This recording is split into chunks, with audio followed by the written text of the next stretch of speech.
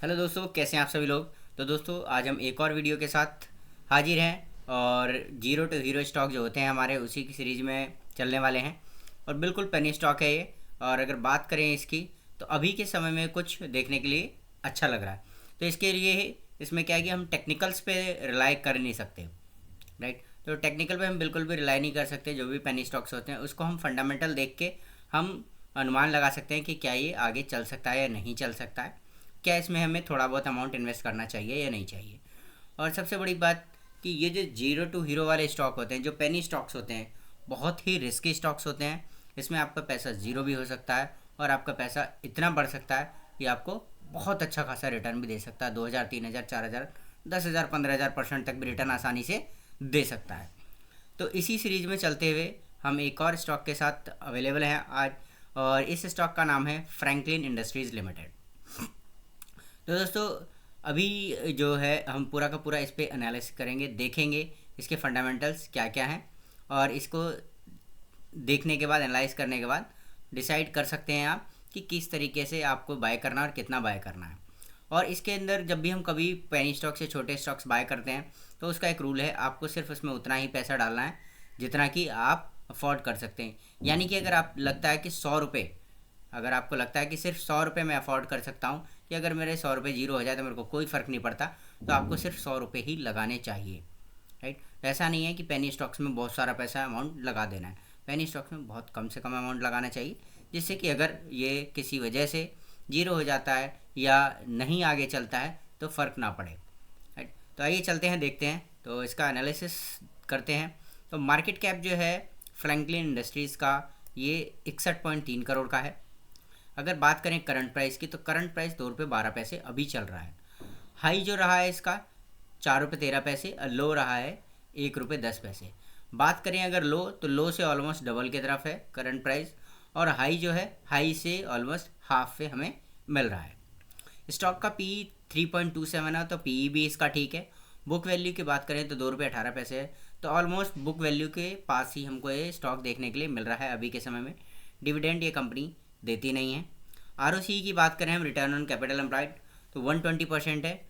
और आर जो है हमारा रिटर्न ऑन इक्विटी, वो भी 112% का है। फेस वैल्यू 1 रुपये है।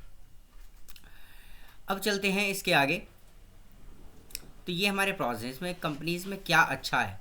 तो कंपनी की अगर बात करें तो कंपनी ऑलमोस्ट डेप्ट फ्री है, कोई कर्जा इस कंपनी पे नहीं है। Stock is trading at 0.97 times of its book value, तो बुक वैल्यू के आसपास ही है, तो स्टॉक इसलिए अच्छा है, देखने में लग रहा है। Company is expected to give good quarters, तो अभी की जो परफॉर्मेंस जो करंट की देखी जा रही है, उस परफॉर्मेंस के बेसिस पे अगर देखें तो कंपनी आने वाले क्वार्टर्स में अच्छा परफॉर्म करती हुई नज़र आ सकती है। Company has delivered good profit growth 159% CAGR over last 5 years. पिछले 5 साल में देखें तो 159% का CAGR इस कंपनी ने निकाल के दिया हुआ है। Company has a good return on equity, track record जो है 3 ईयर्स ROE 73.2%, तो ट्रैक रिकॉर्ड बहुत अच्छा है इसका ROE रिटर्न ऑन इक्विटी के मामले में। तो ये इसके कुछ अच्छे पॉइंट्स हैं। अब बात करते हैं इसके कुछ जो नेगेटिव पॉइंट्स हैं, जो इसमें कमियां देखने के लिए लोगों को मिलती हैं। तो through the company is reporting repeated profits, it is not paying out dividend, तो कंपनी क्या है कि प्रॉफिट जनरेट कर रही है बट डिविडेंड पे नहीं कर रही है। तो यहाँ पे एक ये चीज़ भी हो सकती है कि कंपनी डिविडेंड नहीं पे कर रही, तो उस पैसे को क्या कंपनी अपने आप को ग्रो करने में या कुछ अलग और एडिशनल चीज़ें करने में भी लगाती है, तो इस वजह से कई बार डिविडेंड नहीं देती हैं कंपनियाँ। टैक्स रेट सीम्स लो, और वर्किंग कैपिटल डेज जो है इसका वो 67.5 डेज टू 104 डेज है, तो ये चीज़ जो है इसकी नेगेटिव में दिख रही हैं। बात करें इसके पेयर कंपैरिजन, तो यहाँ पे Adani Enterprises, Aegis Logistics, Cello World, MMTC, right, Honasa Consumer, PDS, ये सारे जो हैं इसकी पेयर कंपनीज़ हैं, तो इसके सेगमेंट में काम करने वाली कंपनीज़ हैं। क्वार्टरली रिजल्ट अगर देखें तो क्वार्टरली रिजल्ट की बात करें तो अभी के समय में जो प्रॉफिट है 3.99 करोड़, यानी कि लगभग 4 करोड़ रुपए का प्रॉफिट सितंबर 2024 में इसने निकाल के दिया हुआ है। जून 2024 में भी 5.65 करोड़। तो अभी अगर देखें पिछला जो इसका रिकॉर्ड रहा है, अगर 2021 से देखें तो काफ़ी डिप चल रहा था, कभी नेगेटिव, कभी बिल्कुल पॉइंट्स में। अब उसने अपने आप को इम्प्रूव करना स्टार्ट किया है। चलते हैं P&L की तरफ। तो वही अगर हम ओवरऑल नेट प्रॉफिट की बात करें सारी चीज़ें निकालने के बाद, तो मार्च 2024 में इसने 10 करोड़ का जो है प्रॉफिट दिखाया, नेट प्रॉफिट। और अभी करंट में जो चल रहा है वो 19 करोड़ के आसपास चल रहा है। तो यानी कि पिछला अगर देखें तो पिछले में 0 चलते हुए इसने अब ये जो है कुछ अच्छा करना स्टार्ट किया है। तो ये चीज़ें देख के लग रहा है कि कंपनी शायद आगे कुछ अच्छा कर सकती है। अब यहाँ पे अगर आप देखें तो सेल्स ग्रोथ जो है, अभी सेल्स ग्रोथ भी अच्छी हुई है, ठीक है। कंपाउंडेड प्रॉफिट ग्रोथ जो है ये भी बहुत अच्छा है। CAGR जो अभी हम बात कर रहे थे, तो CAGR 5 ईयर में 43%। तो ये सारी चीज़ें अच्छा देखने के लिए मिल रही हैं। रिटर्न ऑन इक्विटी भी यहाँ पे आप देख सकते हैं। अब चलते हैं इसकी बैलेंस शीट पे। तो बैलेंस शीट पे देखें, अगर 2013 से बात करें तो बहुत ही कम इसके पास इक्विटी कैपिटल था। अब अगर इक्विटी करंट की बात करें तो 29 करोड़ का इक्विटी कैपिटल इसके पास हो गया है।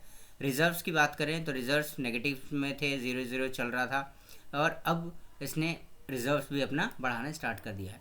तो मार्च 2024 में रिजर्व जो है 11 करोड़ का, और अभी करंट में आपका 34 करोड़ यानी कि 34 करोड़ रुपए का रिजर्व देखने के लिए मिलता है। बोरोइंग इसकी कुछ है नहीं, जैसा कि हमने देखा कि ऑलमोस्ट डेट फ्री है कंपनी, और यहाँ पे अदर लाइबिलिटीज़ में सिर्फ 7 करोड़ रुपए यहाँ पे देखने के लिए मिल रहा है। तो काफ़ी अच्छा परफॉर्म करती हुई नज़र आ रही है कंपनी। अब अगर बात करें यहाँ पे एक और चीज़ जो है, इसमें सारा का सारा जो भी है 100 का 100% पब्लिक के पास है, ठीक है। इसके अंदर कोई प्रमोटर से नहीं है, सब कुछ जितना भी है पब्लिक के पास है। DII के पास, FII के पास, किसी के पास कुछ भी नहीं है। इन केस अभी जैसा कि ये चल रहा है और अच्छा देखने के लिए मिलता है, और यहाँ पे अगर आ जाता है FII DIs भी एंट्री कर लेते हैं, तो आने वाले समय में अच्छा खासा रिटर्न देखने के लिए इसमें भी मिल सकता है। तो ये सारे पॉइंट्स देखने के बाद आप डिसाइड कर सकते हैं। अभी जैसे कि हमने यहाँ पे एक एक चीज़ें देखी हैं, तो इसी तरीके से आप भी इस पर रिसर्च कर सकते हैं। तो मेरी तरफ से बाय की रिकमेंडेशन नहीं है कि आपको ख़रीदना ही है। ये पेनी स्टॉक्स है, जीरो भी हो सकता है, और इसमें आपको अच्छा खासा प्रॉफिट भी मिल सकता है। तो कोई भी अगर आप बाइंग करते हैं तो बाय करने से पहले प्रॉपर डिटेल ज़रूर चेक करें एक बार, ठीक है। और उसके साथ साथ अगर आप किसी फाइनेंशियल एडवाइज़र से सलाह लेते हैं तो उनसे सलाह लेकर ही कोई भी इन्वेस्टमेंट इसके अंदर करें। इन्वेस्टमेंट फिर से एक बार बता दूं, कभी भी पेनी स्टॉक्स में सिर्फ उतनी ही इन्वेस्टमेंट करनी है जितना कि आप, अगर वो ख़त्म हो जाए, जीरो हो जाए, तो भी आप झेल सकते हैं। 100, 200, 500, 1000 और आपका रिस्क एपेटाइट जो होता है आप उसके हिसाब से देख सकते हैं। अगर आप न्यूली इन्वेस्ट करना स्टार्ट कर रहे हैं तो आप 100, 200, 500 रुपये से ही ज़्यादा ऐसे स्टॉक्स में ना लगाएं, ठीक है। तो ये बहुत रिस्की स्टॉक्स होते हैं, आपको प्रॉफिट भी अच्छा दे सकते हैं और जीरो भी हो सकते हैं। ये चीज़ का ज़रूर से ज़रूर ध्यान रखना है। तो इस वीडियो में इतना ही, मिलेंगे अगले वीडियो में एक नए स्टॉक्स के साथ, और उस स्टॉक का भी हम इसी तरीके से फंडामेंटल्स चेक करेंगे। जहाँ पे हमें लगेगा कि जो भी अच्छे स्टॉक्स देखने के लिए मिलेंगे या स्विंग ट्रेड के लिए या फिर बड़े स्टॉक्स अगर देखने के लिए मिलेंगे, तो उसमें हम टेक्निकल्स भी चेक करेंगे और टेक्निकल्स पे भी फिर बात करेंगे। तो मिलते हैं नेक्स्ट वीडियो में। Thank you.